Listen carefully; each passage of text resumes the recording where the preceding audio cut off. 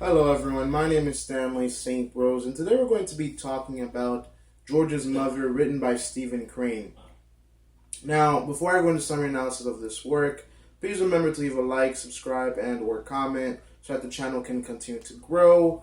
If you are a fan of literature and you just want to know more about what happens in books, short stories, and poems, this is the channel where you need to be.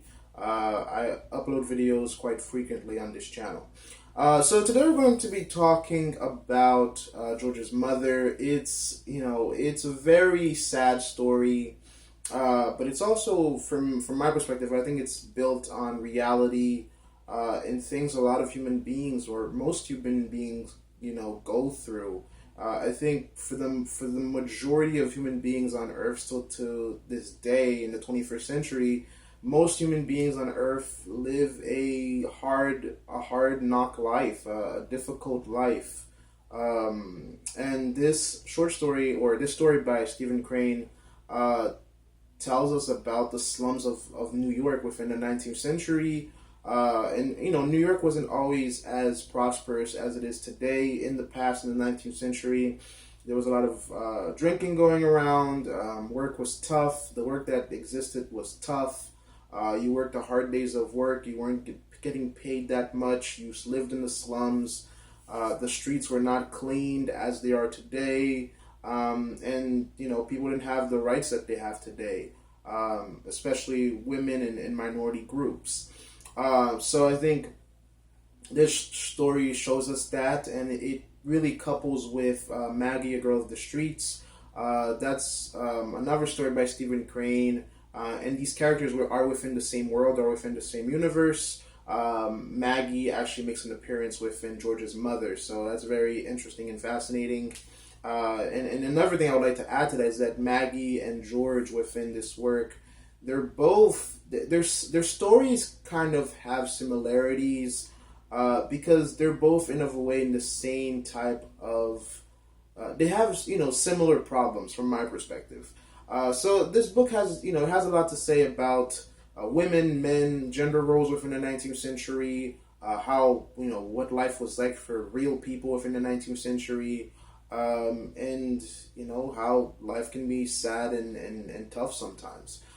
So pretty much what happens within the story, we meet a man by the name of George. George is a son of this old lady. His mother had five men, five sons, and he's the only one left. And this woman is very on edge because she's an old lady. Her son is the breadwinner. She depends on him, and they only have each other. They do have an affectionate relationship at first. He goes to work, he comes back home, she has food, she cleans, she cooks and cleans, she takes care of the home. He goes out and he's the breadwinner. He's working a tough, labor-filled job. It's hard work. When he comes home, he's happy to have the food that his mother provides. And at first, it seems to be that they were happy and things were going well. But as the story goes along, we see that George has to make some very tough decisions because he gets in touch with a bunch of his drinking buddies. They pretty much create a club where they go out drinking and where there's bar fights and people are joking around, having a good time, forgetting their problems, drinking the night away, doing whatever they want. There's several fights. There's drunkenness, and George, within this short story, what ultimately happens is he's kind of like being asked to go or to follow two paths. On one path, it's to be close with his mother, go to church, become a Christian, and kind of like live a calm life with his mother, or join with his drinking buddies and just have fun. Within this short story, one thing I feel like, from my perspective, I think that George has a lot of questions about who he is and what he was going to do with his life. I think, just like every other human being on this planet, I think when we're young, we think that the world is, promised us success, that the world owes us something, that, maybe we're the most intelligent, or maybe we're the most talented, or maybe we have this ultimate blessing from God that that's going to rise us above everyone else, and we're going to be the star on earth. I think a lot of human beings have that mindset that they're going to become, a millionaire by the blink of an eye, or become very famous, or the world is going to be theirs, or they have some deep intelligence that nobody has, or they have some type of theory about, the reality of human life and the existence of human life. And it's only going to take one snap of his fingers to make everything happen. I think George thinks about that and thinks that he's special in some way, but he's really not. He's pretty much just like everybody else. I think that's at the core. I feel like every human being is like that. I think at some point we all think that maybe the future has the secret for us, or that the reality of the world, or the that there's this ultimate power in fate within this world that's going to make us into something extraordinary, which is, for most people, it's not really the case. I mean, in terms of success or extreme success, and being a star on earth, only a few get to live those lives, and even those lives are not, even though they often have success and power and prestige, a lot of those lives still end in tragedy. George is he's young. He's trying to figure out his place in the world. There's a point within the story where he liked Maggie, a Girl of the Streets. If you don't know about Maggie, a Girl of the Streets, I have a summary on that within this channel. It's in the All Books and Plays playlist, I think, and that'll give you a more explanation of this world that George lives in. And Maggie, she's a girl that had same thoughts of grandeur, of being something, of being more than what she was given in her lot of life, and it ended badly for her, and it ended in her death. George kind of liked her or wanted to be with her, but he never approached her, or I guess he saw Maggie with another man, and he pretty much kind of like, George never has a conversation with her, never asks her out or anything like that. He just tried to like keep bumping into her on the streets or on the stairs of this building, or this house that has several apartments.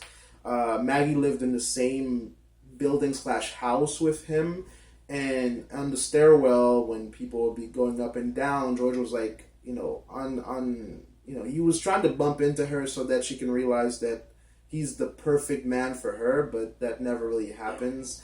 So I think, from my perspective, again, I feel like George just has these notions of grandeur, these notions of, I have, great expectations, right? I have great expectations of my life, that this girl by the name of Maggie, who I think is very attractive, who I think stands above everybody else. I think she's going to fall in love with me and be with me, and I think I'm going to be something in life, and all this kind of, all these types of images of greatness pop into his head, but they never come through. He ultimately, when he sees that, his life is not going to be this ultimate success, he goes and drinks with his buddies, and he drinks the night away. He gets drunk. He gets, he goes through a lot of hangovers. Whenever he goes out drinking with his friends, his relationship with his mother deteriorates, because he's, his emotions are all over the place. Sometimes he's angry, sometimes he's mad, and his mother is always trying to like wake him up in the morning so that he doesn't miss work, so that he doesn't, so that he doesn't get fired. But he actually ultimately gets fired within the story, because him and his mother, they had a fight, and then she stopped waking him up in the morning, and he gets fired. And the thing is, like, he can't get his job back, because in 19th century America, there were poor people everywhere that were willing to get any job that they could with whatever their boss wanted to pay them, and workers weren't protected that much within 19th century America. So you could be replaced whenever. Companies didn't, they could just get rid of you. Like, if you got injured, if you got maimed, whatever, because these are hard factory jobs, hard labor jobs. If anything happened to you in terms of health, or if you weren't showing up for work, or if you were drunk a lot, they fired you, and there was no second thought. So because from my perspective, I mean, the story doesn't really go that far into it. But since George is drinking a lot, he's waking up late, he's showing up to work late, and when you show up to work and you have a hangover, I'm pretty sure you're not working to the best of your ability. He gets fired, and his mother is just freaking out. Well, throughout the whole story, she's freaking out because George is kind of like drinking a lot. He's angry a lot. He won't go to church with her. So she's like, man, I'm losing this son. And she wanted to be a good mother. She wanted to be a perfect mother. And you could understand where she's coming from because this is a woman who's lost several sons. She doesn't have a husband. She doesn't have anybody else in the world. It's only her and George. So she's, grasping, at him and just trying to keep this one guy, this one son that she has left, and she knows if he dies. And the thing is, like, again, this is 19th century America. You could die over nothing. You could get killed in the street. You could get hit by anything, a car or whatever on the street. You could just wake up one day and die. I mean, modern medicine, the medicine that we have today didn't exist in the 19th century. People were dying of alcohol left and right. It wasn't, life expectancy. The life expectancy that we have today just didn't exist back then. We're in the 21st century, and people are living longer and longer. But in the 19th century, I mean, you could have died at any point. So this woman, she just wants to be a good mother, but because of what George is doing, going out drinking, getting angrier by the day, treating his mother badly, she doesn't know what to do. And ultimately, she has several episodes and she ends up dying. It's tough because at this point, by the end of the story, George lost his job. He wasn't getting another job. They were living in this apartment. They don't own the apartment, so they have to pay for it. They have to pay for expenses, and he's the only breadwinner. She ultimately dies, and he loses everything. He loses his mother. This wonderful relationship that he has with his mother. He loses his mother because his mother dies. He lost his job, and now he's all alone in the world. And his friends are not really his drinking buddies are really not that good people, because when he lost his job and he was asking them to borrow money, they're like, man, we have the same problems. We have problems of our own. We have things that we have to take care of. We can't really lend you that much money. I mean, they'll buy him drinks, and whenever he wants to have fun with them, they'll take him out and have fun with him. But in terms of helping him and pay bills and keep afloat, they weren't really ready to do that. They weren't really his friends. But he just thought that having fun with them, getting drunk, getting, those hangovers, he thought that these individuals, these drinking buddies, he thought that they understood him and that, that they were his people. Whenever his mother took him to church, he was just thinking about his damnation and that he's not, saved, because he feels like church only reminds him of his damnation. So he ultimately hates church. He doesn't want to go. He feels like everybody stares at him. When he goes to church and they're really not staring at him, everybody's just focusing on God. But he doesn't choose the way with his mother. He chose the way of his friends, and he lost everything: his mother, his job, and he's all alone in the world. No wife, no kids, no family, no nothing. And that's pretty much it. And his mother's dead. So yeah, that's the story. That's how it ends. In terms of deeper meaning, in terms of analysis, in terms of what you can take away from this story, from my perspective, like throughout reading this, I could feel like there was this battle between good and evil. I think if you are a Christian, if you're religious in any way, drinking with your buddies, getting in bar fights, beating up people, having a time, at night. For most people, or even, for most people in general, or for most people, or for people who are religious, drinking heavily, getting, or being hangover, if I'm pronouncing that right, that's not really a good way of living life. And most people, that they feel like, that for most people, that's a lot of sin. Being drunk, that's a sin. Indulging in all of these extracurricular activities by George, that's all sin. So he's like in a road that's dark and all about fun and merriment and having a good time. and being with this group of men who are about just having fun and just drinking. And that, for most people, I would feel like that's like a bad road. And there's several points in the story where he almost got arrested. So it is a dark road. It's a road that will lead you to your end. And that's the road he feels more alive in, and he feels more comfortable. If he chose like the path of his mother and going to church and going to work and taking care of his family, his life would have been perfectly fine. His mother would probably live longer, and I mean, he would have a job, have money to pay for his for shelter and food, and at least every night when he comes home, you'd have a smiling mother, a proud mother to greet him and to be there with him and to spend time with him. But his drinking buddies don't care about him. Like, if he dies, they don't care. They'll just keep on drinking, having fun. He's nothing to them. But to the mother, he was the world to her. He was the only thing that she had left, and she was prepared to do whatever to make his life wonderful. So, it was a decision of what road were you going to choose, and he chose his friends, and he lost everything else that was, that came with his mother, because if it wasn't for his mother, all those, taking care of him and waking him up in the morning, feeding him, he would have, never kept his job so long. His mother was that fortress that kept him on a road where he had an average life. But as soon as he was pretty much pushing her aside, his life went down the drain.